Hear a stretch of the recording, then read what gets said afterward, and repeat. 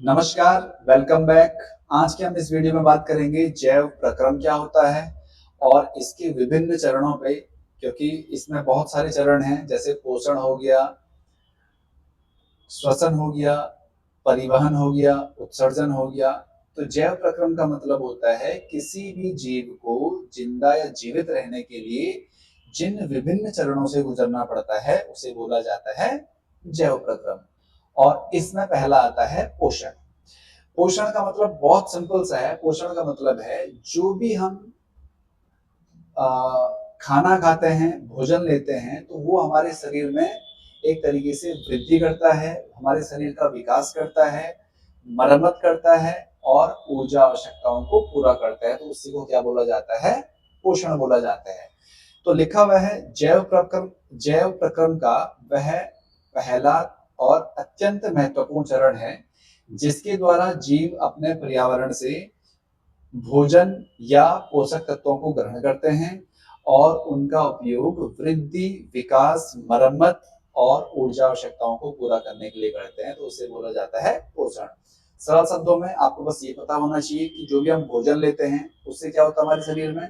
तो उससे हमारे शरीर में विकास होता है, वृद्धि होती है, मरम्मत होते हैं, जो भी कोशिकाएं बन रही होती है उनकी मरम्मत होती है और हमारे शरीर में ऊर्जा की आवश्यकता पूरी होती है। उसे बोला जाता है पोषण। अब पोषण की आवश्यकता क्यों होती है? तो आपको अभी बताया मैंने, सभी जीवों को जीवन की विभिन्न प्रक्रियाओं को संचालित करने के लिए ऊर्जा की आवश्यकता होती है। चाहे हम सो रहे हैं या हम दौड़ रहे हैं या हम पढ़ रहे हैं, हमारा शरीर लगातार आंतरिक स्तर पर कार्य करता रहता है। तो इसीलिए हमें पोषण की आवश्यकता होती है। तो जैसे हम सो रहे हैं तब भी हमारा शरीर काम करता है, हम दौड़ रहे हैं तब भी काम कर रहा होता है, हम पढ़ रहे हैं, हम कोई भी गतिविधि करते हैं तो उसमें हमारे शरीर को ऊर्जा की आवश्यकता होती है। और ऊर्जा कहाँ से मिलती है? हमें पोषण से मिलती है। ठीक है, तो इसीलिए हमारे शरीर में पोषण आवश्यक है। अब ऊर्जा के स्रोत क्या है? तो भोजन जैव रासायनिक प्रक्रियाओं के लिए आवश्यक ऊर्जा प्रदान करता है। तो जो भी हम खाना खाते हैं वही क्या है? हमारे लिए ऊर्जा का स्रोत है। अब इसमें क्या होता है? शारीरिक वृद्धि होती है। आपको बताया मैंने, नई कोशिकाएं और उत्तकों के निर्माण के लिए प्रोटीन और अन्य तत्वों की आवश्यकता होती है जो हमें कहाँ से मिलते हैं? भोजन से मिलते हैं। रोगों की रक्षा होती है, हमें विटामिन हो गया, जो भी खनिज हो गया, वो सब हमारे भोजन से हमें मिलता है, जो रोग प्रतिरोधक क्षमता को बढ़ाने में कार्य करता है, जिसे हम इम्यूनिटी बोलते हैं। तो कहते हैं अपनी इम्यूनिटी स्ट्रॉन्ग करो, तो उसके लिए हमें सभी पोषक तत्व हमारे शरीर में प्रचुर मात्रा में होने चाहिए। और वो सब कहाँ से मिलते हैं? हमें भोजन से मिलते हैं। तो आपको समझ आया होगा कि पोषण की आवश्यकता क्यों होती है। अब उसके बाद बात करते हैं पोषण के प्रकार कितने होते हैं। तो जनरली जीवों द्वारा भोजन प्राप्त करने के तरीकों के आधार पर पोषण को दो भागों में बांटा गया है। मतलब हम दो तरीके से पोषण ले सकते हैं। तो वो तरीके कौन कौन से होंगे? तो पहला होता है स्वपोषी, जिसे हम ऑटोट्रॉपिक न्यूट्रिशन बोलते हैं। स्वपोषी का मतलब हो गया ऐसे जीव जिन्हें भोजन के लिए दूसरों पर निर्भर नहीं रहना पड़ता है। मतलब वो अपना भोजन स्वयं तैयार करते हैं, उसे बोला जाता है स्वपोषी, ऑटोट्रॉप्स से बोलते हैं हम।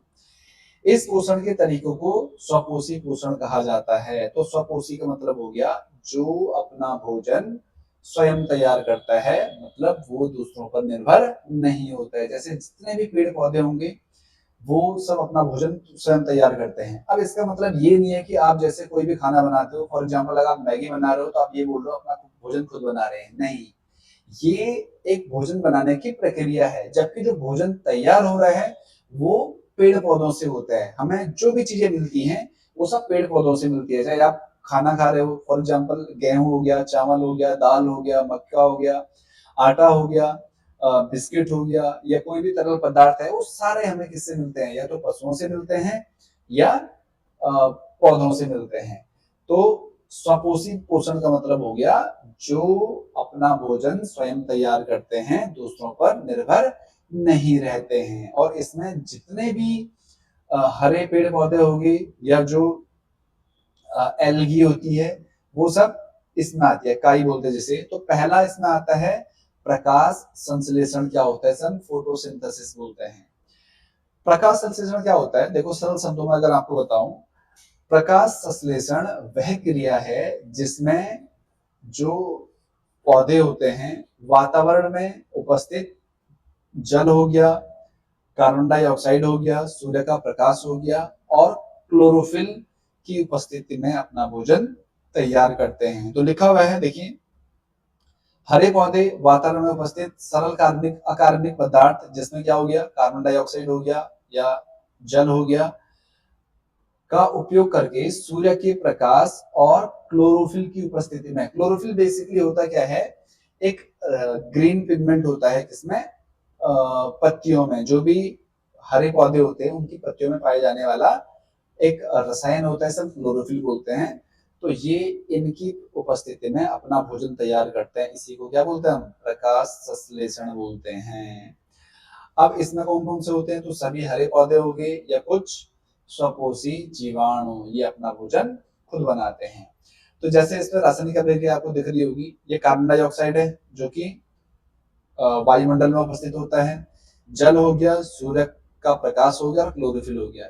इन सब को, इन सब की उपस्थिति में ये बनाता है भोजन, जिसे हम कहते हैं ग्लूकोज। क्या बोलते हैं इसे, ग्लूकोज प्लस ऑक्सीजन रिलीज होती है, ऑक्सीजन हमारी मतलब पर्यावरण में आती है और जल के अणु बनते हैं। तो प्रकाश संश्लेषण क्यों इंपॉर्टेंट है, पहला इसलिए जरूरी है क्योंकि जितने भी पेड़ पौधे होते हैं अपना भोजन प्रकाश संश्लेषण की प्रक्रिया से बनाते हैं, पहला। दूसरा, जब प्रकाश संश्लेषण की क्रिया होती है तो हमारे वातावरण में ऑक्सीजन मुक्त होती है और ये ऑक्सीजन वही है जो हम सांस लेने में उपयोग करते हैं, तो इसे बोला जाता है प्रकाश संश्लेषण। ठीक है, उम्मीद आपको समझ आया होगा प्रकाश संश्लेषण क्या होता है। उसके बाद हम बात कर रहे हैं, जब प्रकाश संश्लेषण होता है तो उस दौरान कौन कौन सी घटनाएं होती हैं। तो कभी बहुत बार एग्जाम में पूछा जाता है, प्रकाश संश्लेषण के दौरान होने वाली मुख्य घटनाओं की चर्चा कीजिए। तो पहला क्या होता है, सबसे पहले जो हरे पत्तियां होती हैं वो क्लोरोफिल द्वारा प्रकाश ऊर्जा को अवशोषित करती है, मतलब जो प्रकाश ऊर्जा होती है उसे अवशोषित कौन करता है, क्लोरोफिल करता है। जो सेकंड है, जो प्रकाश ऊर्जा होती है वो रासायनिक ऊर्जा में रूपांतरित होती है। बहुत इंपॉर्टेंट पॉइंट है, बहुत बार एग्जाम में आता है एमसीक्यूज में कि प्रकाश संश्लेषण के दौरान प्रकाश ऊर्जा किस रूप में रूपांतरित होती है, किस ऊर्जा में रूपांतरित होती है, तो रासायनिक ऊर्जा में रूपांतरित होती है, तथा जल के अणुओं का हाइड्रोजन और ऑक्सीजन में अपघटन होता है। आपको पता है जल होता है H2O, तो जब इसका अपघटन होगा तो H2 अलग हो जाएगा और ऑक्सीजन अलग हो जाएगा।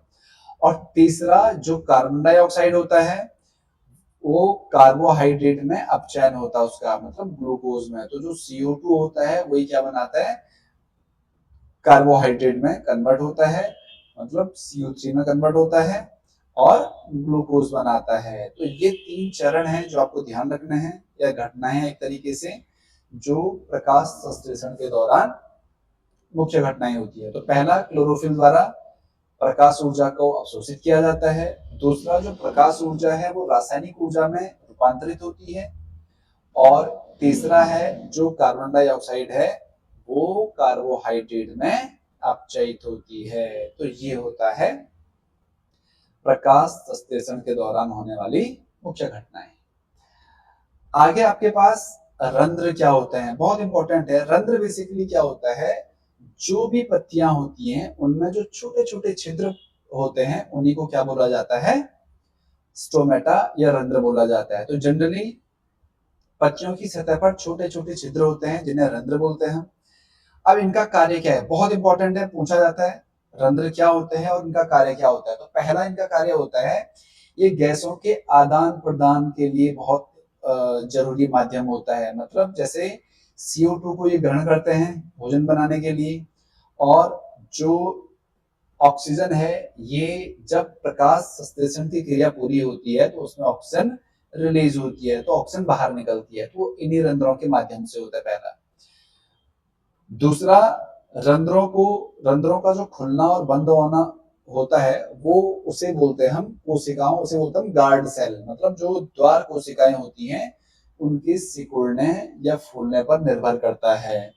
और जब द्वार कोशिकाओं के में जल अंदर जाता है तो वो फूल जाती है और रंध्र खुल जाता है। तो दूसरा जो इसका कार्य होता है वो ये भी होता है कि अगर मान लो जैसे बरसात के मौसम में जो पेड़ पौधे होते हैं उनमें अति आवश्यक जल भर जाता है, तो उस जल को बाहर निकालने के लिए, मतलब जो जल बाहर निकलता है वो रंध्रों की मदद से ही निकलता है। तो ये इसके दो कार्य हैं, पहला गैस का आदान प्रदान करता है और दूसरा अत्यधिक जल को किसी भी पेड़ पौधे से बाहर निकालने के लिए रंध्र का उपयोग होता है। तो ये होते हैं रंध्र। मतलब बहुत सिंपल सी बात है, किन्हीं भी पत्तियों में जो भी हरी पत्तियां होती है उसमें जो छोटे छोटे छिद्र होते हैं उन्हीं को हम रंध्र बोलते हैं। ठीक है, और इनका काम क्या होता है, तो गैसों के आदान प्रदान में होता है और दूसरा अत्यधिक जल को पत्तियों से बाहर निकालने का काम होता है। खुलते कैसे हैं ये, जब इसके अंदर पानी जाता है तो जो द्वार कोशिकाएं होती हैं वो फूलने लगती हैं और जब वो फूलती हैं तो रंध्र खुल जाता है। अब इसका जैसे हमने डायग्राम दिखा रखा आपको, आपको दिख रहा होगा ये रंध्र होता है जो पत्तियों में उपस्थित होता है, और यहाँ पे आपको दिख रहे होंगे ये जो बीन शेप का दिख रहा है ये वाला, ये इन्हें बोलते हैं द्वार कोशिकाएं। ये द्वार कोशिकाएं हैं।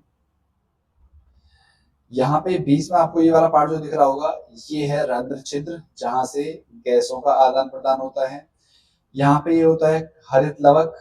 जो हरित लवक होता है इसी में क्लोरोफिल होता है। तो कभी कभी ये भी आता है एग्जाम में कि क्लोरोफिल कहाँ होता है, तो कहाँ होता है हरित लवक, क्लोरोप्लास्ट बोलते हैं इसे।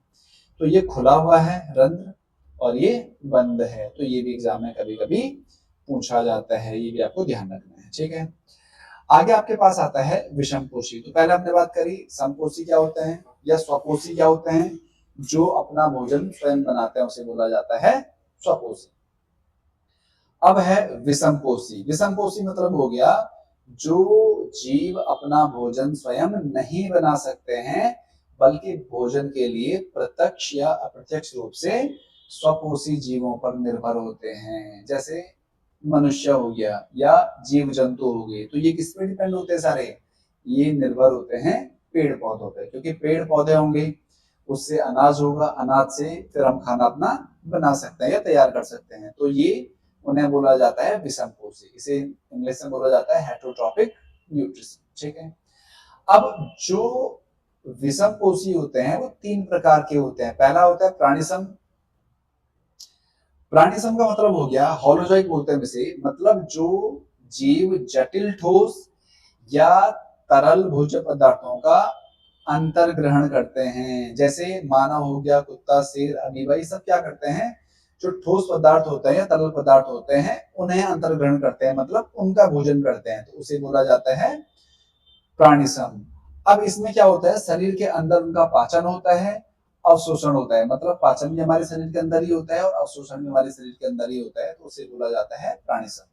तो समझ आया होगा प्राणिसम मतलब क्या हुआ, जो जीव जटिल ठोस या तरल भोज्य पदार्थों का अंतर ग्रहण करते हैं। दूसरा होता है मृतजीवी। मृतजीवी क्या होते हैं, इसमें जो जीव होते हैं वो अपना भोजन मृत या सड़े, जो सड़ने वाले कार्बनिक पदार्थ होते हैं, जैसे सड़ी हुई लकड़ी हो गया, ब्रेड हो गया, मृत जंतु हो गया, उनसे प्राप्त करते हैं। ये क्या करते हैं, माना कोई लकड़ी है जो सड़ गई है तो पहले इसे अपघटित कर देंगे बाहरी, मतलब इसके टुकड़े पहले बाहरी कर देंगे, उसके बाद इसे अवशोषित करते हैं। जैसे प्राणिसम में क्या होता है, हम खाना खाते हैं अंदर और फिर अंदर हमारे अंदर उसका अपघटन होता है, पाचन होता है, अवशोषण होता है। लेकिन जो मृत जीवी होते हैं, मतलब जो मृत जीव होते हैं, जैसे कोई ब्रेड का टुकड़ा हो गया या कोई जीव जंतु मर गया है या लकड़ी का टुकड़ा हो गया, उसे पहले बाहर ही अपघटित कर देंगे और उनसे फिर उसे अवशोषित करेंगे। जैसे जितने भी कवक होते हैं या यीस्ट हो गया या मशरूम हो गया या कुछ जीवाणु होते हैं, ये सारे क्या होते हैं, मृत जीवी होते हैं, मतलब जो मरे हुए पेड़ पौधों या जंतुओं पर निर्भर होते हैं, पहले उनका अपघटन करते हैं और बाद में उन्हें अवशोषित करते हैं। उसके बाद है परजीवी। परजीवी बड़ा सिंपल सा है। परजीवी का मतलब हो गया जो किसी अन्य जीव को मारे बिना उनसे अपना पोषण लेते हैं। तो इनमें जीव किसी अन्य जीव, जिसे पोषी या होस्ट कहते हैं, के शरीर के भीतर या बाहर रहकर उसे बिना मारे उसे लगातार पोषण लेते हैं। जैसे अमरवेल हो गया, कसकट बोलते जिसे, या जूम हो गया, सर में जो होता है, जोंक हो गया, फीताकृमि, ये फीताकृमि हमारे पेट में होता है। तो ये सारे क्या होते हैं? परजीवी होते हैं। मतलब ये जो दूसरे जीव की शरीर होता है या बॉडी होती है उसे मारते नहीं है, बल्कि उससे अपना भोजन तैयार करते हैं या भोजन लेते रहते हैं, उसे बोला जाता है परजीवी। तो उम्मीद आपको समझ आया होगा विषमपोषी क्या होता है और इसके प्रकार कितने होते हैं, और उसे हमने डिफाइन किया हुआ है। आगे आपके पास एक कोशिकीय जीवों में पोषण किस प्रकार होता है, बहुत इंपॉर्टेंट है। और इसमें आपके पास जो बताया गया है वो है अमीबा। अमीबा में पोषण किस प्रकार होगा, तो यहाँ पे दिखा हुआ है, देखो अमीबा में पोषण। तो सबसे पहले क्या होता है, आपको दिखा देता हूँ चित्र, देखो फिर आपको बताता हूँ मैं क्या है। ये आपको दिख रहा होगा अमीबा, ये इसका केंद्रक है, और मान लो ये खाद्य कण है कोई। तो सबसे पहले क्या होगा, ये अपने जो पादाब होता है उसकी सहायता से इसे घेर लेता है। आपको दिख रहा होगा यहाँ पे घेरा हुआ है। अब जब घेरता है ये, तो ये एक रिक्त स्थान बनाता है जिसे खाद्य रिक्तिका बोलते हैं, जहां पर ये जो कण होगा इसके अंदर चला जाएगा।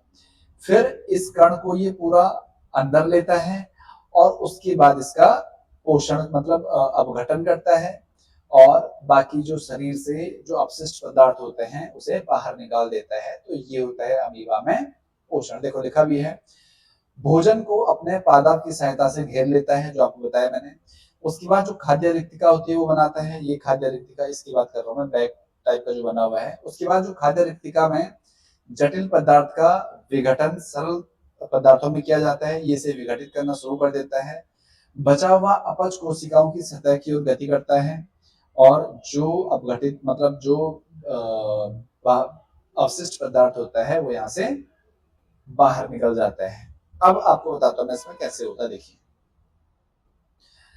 तो पहला होता है अंतर्ग्रहण, जिसे हम इंजेक्शन बोलते हैं। अंतर्ग्रहण का मतलब होता है जब कोई भी भोजन का कण अमीबा अपने अंदर लेता है तो उसे बोला जाता है अंतर्ग्रहण। तो जब कोई भोजन का कण अमीबा के पास आता है तो वो अपनी कोशिका सतह से अंगुली जैसी अस्थायी प्रवर्धन बनाता है, इसे पादाब बोलते हैं। बहुत इंपॉर्टेंट है पादाब, इसे इंग्लिश में बोला जाता है सूडोपोडिया।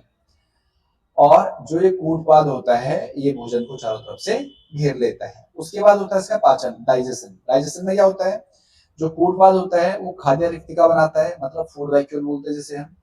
और रिक्तिका के अंदर जटिल पदार्थों का विघटन सरल पदार्थों में करता है। मतलब पहले जो कूटपाद होता है ये उस भोजन को एक तरीके से घेरेगा, उसके बाद उसका जो फूड वैक्यूल खाद्य रिक्तिका होगी उसे विघटित करता है, सरल पदार्थों में तोड़ेगा, जिसे हम पाचन बोलते हैं।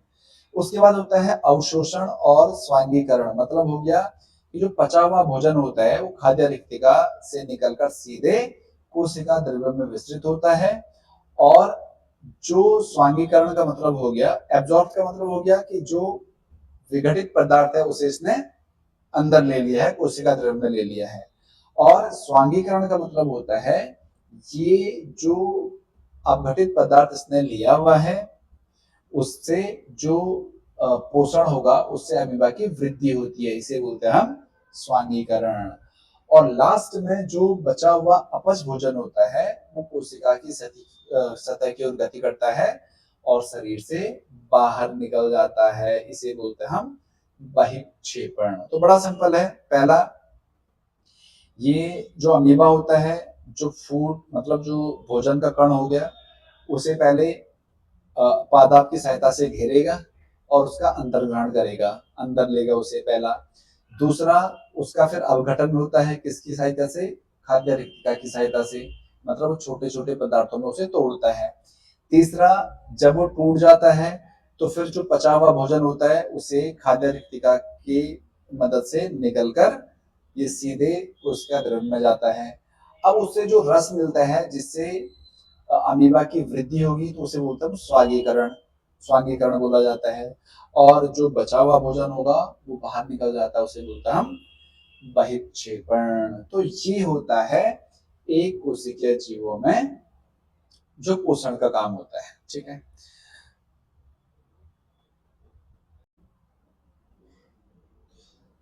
तो हमने बात करी एक कोशिकीय जीवों में पोषण किस प्रकार होता है। अब हम बात कर रहे हैं बहुकोशिकीय जीवों में पोषण किस प्रकार होता है। तो उसमें आपके पास जो दिया हुआ है वो है पाचन तंत्र, मतलब जो मनुष्य का पाचन तंत्र है उसके बारे में दिया हुआ है।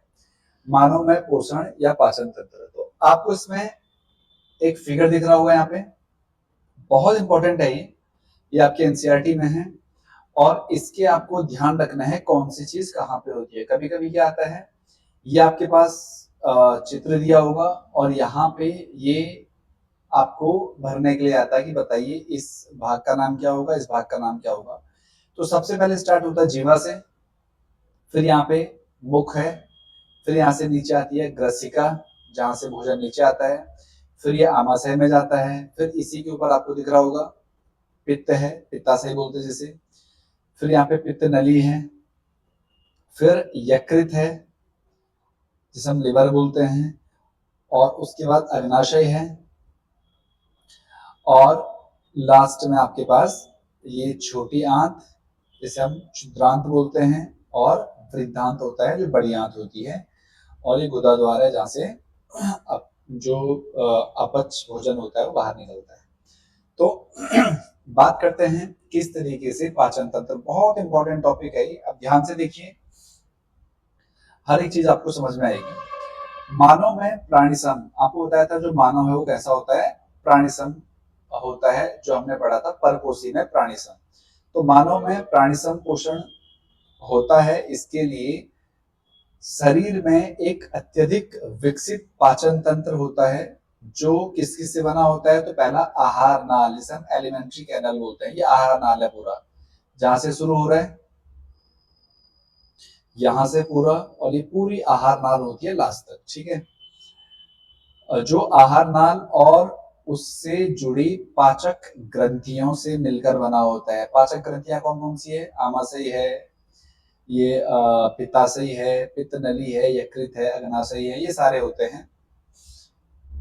जो आहार नाल मुख से गुदा तक लगभग 9 मीटर लंबी सतत नली होती है। तो मतलब यहाँ से स्टार्ट होती है आहार नाल और लास्ट तक जहां तक होती है, तो ये 9 मीटर तक हो सकती है। ठीक है, अब हम बात करते हैं सबसे पहले किस तरीके से पाचन होता है। तो सबसे पहले आपको पता है जो भी हम खाना खाते हैं वो हमारे हम मुख से स्टार्ट करते हैं। तो मुख में होते हैं दांत, दांत क्या करते हैं, तो जो भोजन होता है उसे छोटे छोटे टुकड़ों में चबाने और पीसने का कार्य करते हैं। दांत का सिर्फ ये काम होता है कि जो भी हम भोजन लेते हैं, भोजन करते हैं, उसे चबाने और पीसने का काम करता है। मतलब एक तरीके से अपघटित करता है, छोटे छोटे सरल पदार्थों में तोड़ता है।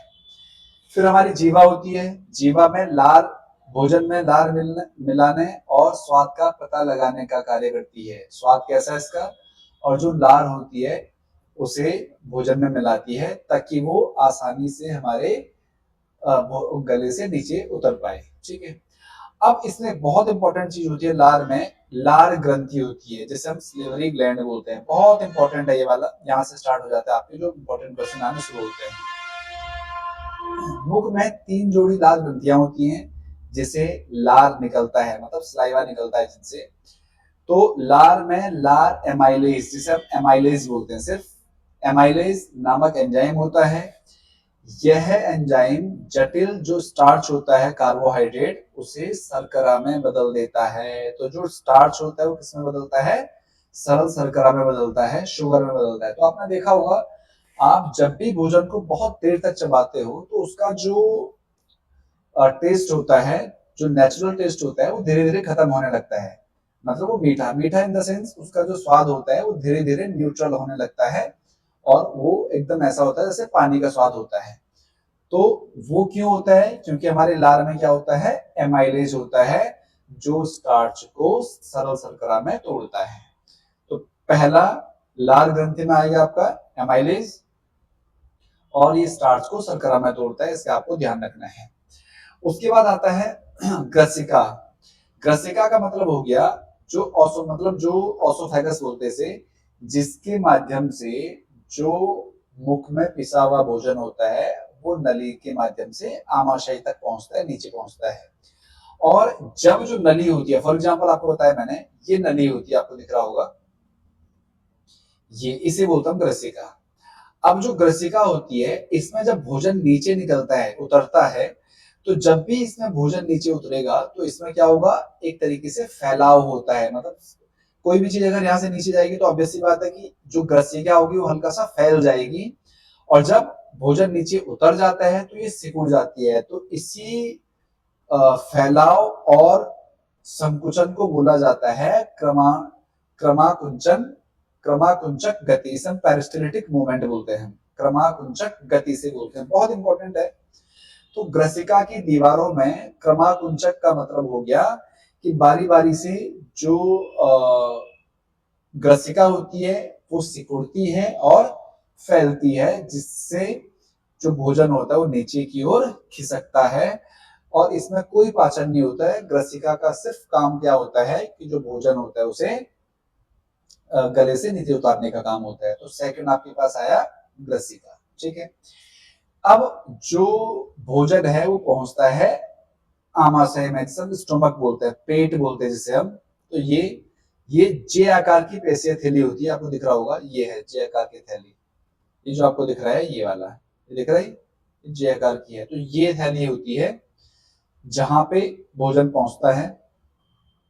यहां लगभग भोजन 3 से 4 घंटे रहता है, और आमाशय की भित्ति से में जठर ग्रंथियां होती है, जिसे हम जठर ग्रंथियां होती है, जिसे हम गैस्ट्रिक ग्लैंड बोलते हैं, जो जठर रस पैदा करती हैं या स्रावित करती हैं। और ये मुख्य तौर पे 3 प्रकार की होती है। तो आपको ध्यान रखना है, आमाशय में होती है जठर ग्रंथियां, और जिससे जठर रस निकलते हैं। कौन कौन से रस निकलते हैं, तो ये होता है पहला हाइड्रोक्लोरिक एसिड, अम्ल होता है हमारे शरीर में, आपको पता होना चाहिए हमारे आमाशय में अम्ल होता है। तो ये क्या करता है, इसका काम क्या होता है, तो ये माध्यम को अम्लीय बनाता है, पहला काम। दूसरा, जो पेप्सिन एंजाइम की क्रिया के लिए आवश्यक होता है, और यह भोजन के साथ आए हुए जीवाणुओं को नष्ट करता है। तो जो HCl होता है, इसका क्या काम होता है, पूछा जाता है एग्जाम में। तो पहला, माध्यम को अम्लीय बनाता है, और दूसरा, भोजन के साथ आए जीवाणुओं को भी नष्ट करता है। मतलब जो भी कीड़े वीड़े अगर आपके भोजन के साथ आपके मुंह में चले गए हैं, तो उसे वो हमारे शरीर को नष्ट ना करे, हमारे शरीर को हानि ना पहुंचाए, तो जो अम्ल होता है उसे एक तरीके से नष्ट कर देता है, ठीक है। दूसरा होता है पेप्सिन। पेप्सिन क्या करता है, ये एक पाचक एंजाइम होता है जो अम्लीय माध्यम में भोजन के प्रोटीन का आंशिक पाचन करता है और उसे पेप्टोन में बदल देता है। आपको पता होना चाहिए कि जो प्रोटीन होता है, हमारी बॉडी उसे, हमारा जो शरीर होता है उसे डायरेक्ट पाचन नहीं कर पाता उसका। तो जो प्रोटीन होता है उसे पेप्टोन में तोड़ता है, कौन सा एंजाइम, वो होता है पेप्सिन। ध्यान रखना, हाइड्रोक्लोरिक एसिड क्या करेगा, हाइड्रोक्लोरिक अम्ल क्या करता है, माध्यम को अम्लीय बनाता है और भोजन के साथ आए हुए जीवाणुओं को नष्ट करता है। दूसरा पेप्सिन होता है, पेप्सिन क्या काम करेगा, ये अम्लीय माध्यम में जो भोजन के प्रोटीन का आंशिक पाचन करता है और उसे पेप्टोन में बदल देता है।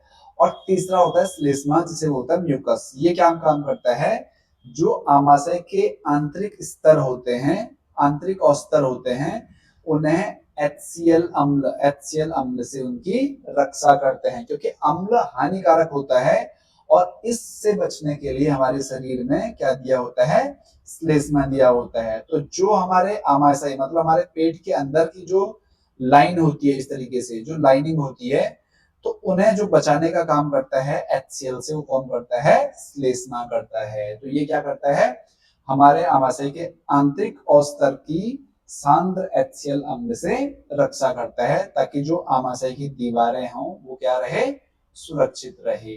तो ये होती है जो जठर ग्रंथियों से जठर रस निकलते हैं। कौन कौन से निकलते हैं, हाइड्रोक्लोरिक अम्ल हो गया, पेप्सिन हो गया, और श्लेष्मा हो गया।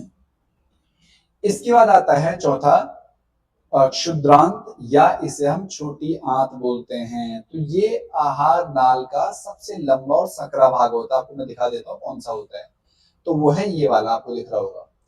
ये जो आपको दिख रहा है ना सारे, ये जो अंदर दिख रहे हैं सारे, ये सारे इन्हें बोला जाता है क्षुद्रांत या छोटी आंत। ये जो दिख रहे हैं आपको ये, और ये होती है बड़ी आंत, जो आपको ये वाला दिख रहा है, ये वाला पार्ट, जो ये वाला पार्ट है ये बड़ी आंत होती है, ये वाला। और जो ये आपको दिख रहे हैं बहुत सारी रस्सियां जैसे अंदर है, ये होती है छोटी आंत। ठीक है, तो इसमें क्या होता है, जो छोटी आंत होती है यह आहार नाल का सबसे लंबा और सकरा भाग होता है, लगभग 6 मीटर, जो आपको बताया मैंने। यहाँ भोजन का पूर्ण पाचन और अवशोषण होता है। मतलब अगर आपसे ये पूछा जाए कि हमारा जो भोजन होता है उसका पाचन कहाँ होता है या अवशोषण कहाँ होता है, तो कहाँ होता है, छोटी आंत में होता है। शाकाहारी जीवों में सेल्यूलोज पचाने के लिए ये आंत लंबी होती है, जबकि मांसाहारी में मांस आसानी से पच जाता है, इसलिए ये छोटी होती है। तो बहुत इंपॉर्टेंट पॉइंट है, और ये आपके पास एनसीईआरटी में क्वेश्चन भी होता है। जो शाकाहारी जीव होते हैं उनकी जो आंत की लंबाई होती है ज्यादा क्यों होती है, तो उसका रीजन ये है क्योंकि जो शाकाहारी जीव होते हैं उसमें जो घास फूस होते हैं या पेड़ पौधे होते हैं उनमें सेल्यूलोज होता है, सेल्यूलोज से बने होते हैं, और सेल्यूलोज को पचाने के लिए बहुत ज्यादा समय लगता है, इसलिए उनकी आंतें लंबी होती है। जबकि जो मांसाहारी होते हैं उनकी आंतें छोटी होती है, क्योंकि मांस आसानी से पच जाता है। ठीक है, फिर आता आपके पास जो छोटी आंत होती है, इसमें मुख्य रूप से दो ग्रंथियां होती हैं छोटी आंत के पास में। एक होता है यकृत, जिसे हम लिवर बोलते हैं, और एक होता है अग्नाशय स्तंभ, ये होता है। आपको मैं दिखा देता हूं ताकि आप इसे रिलेट करते चले जाओ। देखो, एक होता है अग्नाशय, जो बताया मैंने, ये वाला, ये इसे हम पेनक्रियाज बोलते हैं, ये वाला। और एक होता है यकृत, जिसे हम लिवर बोलते हैं, ये वाला। आपको दिख रहा होगा ये वाला, ये वाला जो पार्ट होता है ये लिवर होता है। तो ये दो पार्ट होते हैं। अब यकृत का क्या काम होता है, यकृत मतलब जो लिवर होता है, तो यह हमारे शरीर की सबसे बड़ी ग्रंथि है। एक एमसीक्यू जो आपका यहां से भी बन गया, हमारे शरीर की सबसे बड़ी ग्रंथि कौन सी होती है, यकृत होती है, लिवर होती है। ठीक है, अब यहां से पित्त रस निकलता है, जिसे हम बाइल जूस बोलते हैं, और जो पित्त लवण का निर्माण करता है, जो पित्ताशय में जमा रहता है, गॉल ब्लैडर पित्ताशय बोलते से। अब इसका कार्य क्या होता है, तो सबसे पहले यह आमाशय में आए अम्लीय भोजन को क्षारीय बनाता है। पहला काम होता है इसका, आमाशय में जो भी अम्लीय भोजन होता है जो कि HCl करता है, उसे क्षारीय बनाता है, ताकि जो अग्नाशयी एंजाइम है वो कार्य कर सके। और ये सबसे इंपॉर्टेंट काम होता है इसका, कि जो बड़ी गोलिकीय कोशिकाएं, या एक सॉरी बड़ी गोलिकीय जो पार्ट होते हैं, या जो भोजन के बड़े बड़े गोले होते हैं एक तरीके से, उन्हें छोटे टुकड़ों में तोड़ता है, छोटे छोटे पार्ट में तोड़ता है, और इसी को हम वसा का इमल्सीकरण कहते हैं। तो आपके पास एग्जाम में पूछा जाता है इमल्सीकरण क्या होता है। इमल्सीकरण का मतलब होता है जो भी वसा की बड़ी गोलिकाएं होती हैं उसे छोटी गोलिकाओं में तोड़ना। मतलब एक तरीके से जो वसा होता है, वसा के जो बड़े बड़े पार्ट होते हैं, बड़े बड़े भाग होते हैं, उन्हें छोटे भागों में तोड़ना ही क्या कहलाता है, वसा का इमल्सीकरण कहलाता है। पहला तो ये काम कहाँ होता है, यकृत में होता है। ठीक है, दूसरा होता है अग्नाशय, जिसे हम पेनक्रियाज बोलते हैं। अग्नाशय मुख्य रूप से तीन रस को स्रावित करता है। एक होता है ट्रिप्सिन, ट्रिप्सिन क्या करता है, प्रोटीन को अमीनो अम्ल में बदलता है। जो प्रोटीन पहला पेप्सिन ने जिसे पेप्टोन में तोड़ा था, अगर आपको ध्यान आ रहा होगा, उसका जो पूर्ण पूर्ण रूप से वहां पे, क्योंकि आंशिक पाचन होता है, तो उसका जो पूर्ण पाचन होता है वो ट्रिप्सिन की मदद से होता है। और पूर्ण पाचन के बाद जो प्रोटीन होता है वो अमीनो अम्ल में बदल जाता है। तो ये भी बहुत इंपॉर्टेंट चीज है कि पाचन के बाद प्रोटीन किसमें बदलता है, तो वो अमीनो अम्ल में बनता है, पहली चीज। दूसरा, जो अग्नाशयी एमाइलेज होता है वो बचे हुए कार्बोहाइड्रेट को पचाने में मदद करता है। तो कार्बोहाइड्रेट को पचाने में कौन मदद करता है, अग्नाशयी एमाइलेज करता है। और तीसरा होता है लाइपेज, जो इमल्सीकरण जो आपको बताया मैंने अभी, इमल्सीकृत वसा को इसमें वसा अम्ल या ग्लिसरॉल में तोड़ता है। तो ये तीन काम होते हैं ट्रिप्सिन के, अग्नाशयी अमाइलेज के और लाइपेज के। ठीक है, अब उसके बाद क्या होता है, जो आंतरस होते हैं, इंटेस्टिनल जूस से बोलते हैं, अंत में छोटी आंतों की दीवारों से कुछ रस निकलता है जो भोजन को पूर्ण करता है। उसमें क्या होगा, जो कार्बोहाइड्रेट है वो ग्लूकोज में कन्वर्ट हो जाता है, ग्लूकोज में बदल जाता है, जो प्रोटीन है वो अमीनो अम्ल में बदल जाता है, और जो वसा है वो वसा रस में बदल जाता है और ग्लिसरॉल में बदल जाता है। तो ये 3 पॉइंट बहुत इंपॉर्टेंट है। बहुत बार एग्जाम में पूछा जाता है कि कार्बोहाइड्रेट, प्रोटीन और वसा का जब पूर्ण पाचन हो जाता है तो किस में बदल जाता है, तो कार्बोहाइड्रेट बदलता है ग्लूकोज में, प्रोटीन बदलता है अमीनो अम्ल में, और वसा बदलता है वसा अम्ल में या ग्लिसरॉल में। उसके बाद जब भोजन का पाचन कंप्लीट हो जाता है, उसके बाद भोजन का अवशोषण होता है। तो उसमें क्या होता है, जो हमारी आंत होती है, जैसे ये आपको दिख रहा हूं मैं, मान लो छोटी आंत है, तो इसमें हजारों उंगली नुमा आकृतियां होती हैं जिसे हम बोलते हैं दीर्घरोम या रसांकुर बोलते हैं। ये क्या करती हैं, ये अवशोषण के लिए सतही क्षेत्रफल को बहुत बढ़ा देती है, और ये डायरेक्ट हमारे जो रुधिर वाहिकाएं होती है उनसे कनेक्ट होती है, उनसे जुड़ी हुई होती है। तो जो भी पचा हुआ भोजन होता है वो इन दीर्घ रोम की मदद से, हमारे खून की मदद से हमारे शरीर के भाग तक पहुंचता है, मतलब अलग अलग भागों तक पहुंचता है। और जहां पे पोषण की आवश्यकता होती है या कोशिकाओं की मरम्मत की आवश्यकता होती है, वहां पे ही बचा हुआ भोजन या जो न्यूट्रिशन पोषण वो हमारे काम आता है। तो इस तरीके से भोजन का अवशोषण होता है। तो ये किसके द्वारा होता है, दीर्घ रोम या रसांकुर के द्वारा होता है। ये बहुत इंपॉर्टेंट आपको ध्यान रखना है। ये क्या करता है, अवशोषण के लिए क्षैतिज क्षेत्रफल को बढ़ा देता है, जिससे रुधिर जो वाहिकाएं होती है उनका विस्तृत जाल होता है, और ये पचे हुए भोजन को अवशोषित कर रक्त में पहुंचाता है। और रक्त क्योंकि हमारे शरीर के हर एक भाग तक जाता है, तो जहां पर जिस चीज की आवश्यकता होती है वहां पर हमें वो चीज मिल जाती है। लास्ट में आता आपके पास जो बड़ी आंत होती है जिसे हम वृत्तांत बोलते हैं, लार्ज इंटेस्टाइन इसे बोला जाता है। तो इसमें क्या होता है, जो अपचित या बिना पचा हुआ भोजन होता है वो यहाँ भेजा जाता है। ये आपकी ये वाली आपको दिखा दूं मैं, ये वाली, ये है जो बड़ी आंत आपको बताया था मैंने, ये वाला। ये तो यहाँ से जब भी जो छोटी आंत है यहाँ पे जब काम पूरा हो जाता है, तो उसके बाद जो अपच भोजन होता है वो यहाँ आता है ऐसे, इस तरीके से यहाँ से आते आते आते आते और फिर गुदा द्वार से बाहर निकल जाता है। तो ये आपके पास जो बड़ी आंत होती है, अपचित या बिना पचा हुआ भोजन यहाँ भेजा जाता है। बड़ी आंत की दीवारें इस अपचित पदार्थ में से अधिकांश जल या जो आवश्यक लवण होते हैं उनका अवशोषण कर लेता है, और अब यह जो वर्ज्य पदार्थ ठोस रूप से, मतलब जो पदार्थ होता है वो ठोस रूप में परिवर्तित हो जाता है, और फिर लास्ट में जो गुदा द्वार होता है उससे ये बाहर निकल जाता है।